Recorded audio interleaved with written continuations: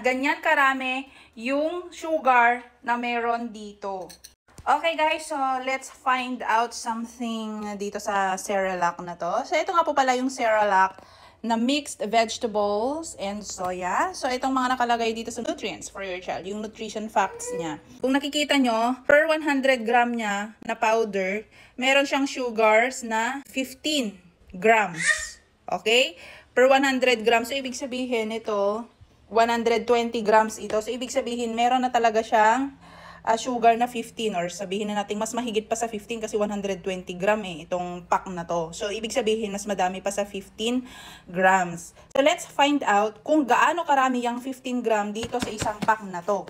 And gagamitin natin itong aking Inkbird na kitchen scale controlled by smartphone. So ito nga pala ay nai-connect ito sa cellphone. Para makita rin natin yung, like for example, nasa calorie deficit diet kayo, makikita nyo na rin doon kung ilang calories ang meron sa mga kinakain nyo. Like for example, isang cup na rice, mga ganyan. So, napakaganda ng scale na to, food scale na to. Ayan. So, tingnan natin. At ito po yon. So, long press lang natin to open. 27. Ayan. So, ito yung gagamitin ko ito. Siyempre, may timbang yan. Ipipindot lang natin itong tear para ma-zero. Ayan. Ngayon, so, di kasi kami gumagamit talaga ng asukal dito sa bahay, guys. So, ang gagamitin ko na lang is itong asin. Para makita lang natin kung gaano karami ang 15 grams. Okay? Pareho lang naman yung mapaasin or mapaasukal. Same lang naman sila ng amount or quantity. So, maglalagay tayo dito ng, yan, naka-0, diba? Oh, 24. So, 15 grams lang yun eh.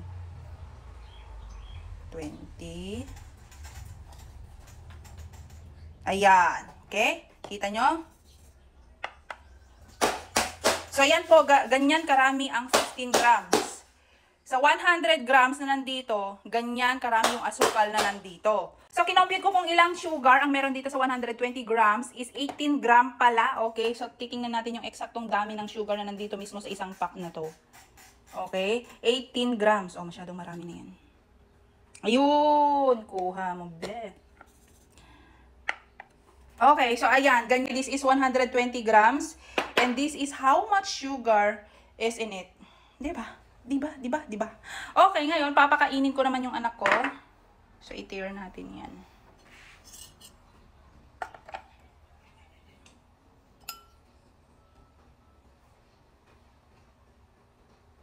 Ayan, so naka-tear siya.